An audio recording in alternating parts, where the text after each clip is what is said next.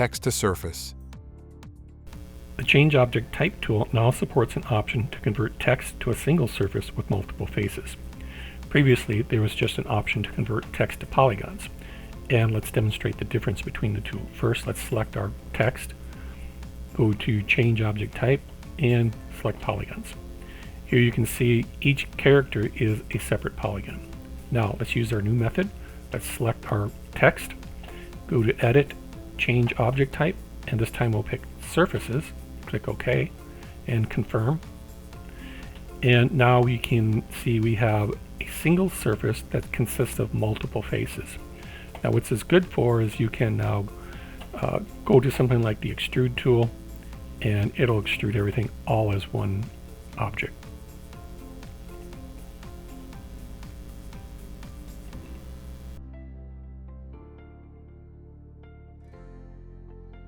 Thanks for watching.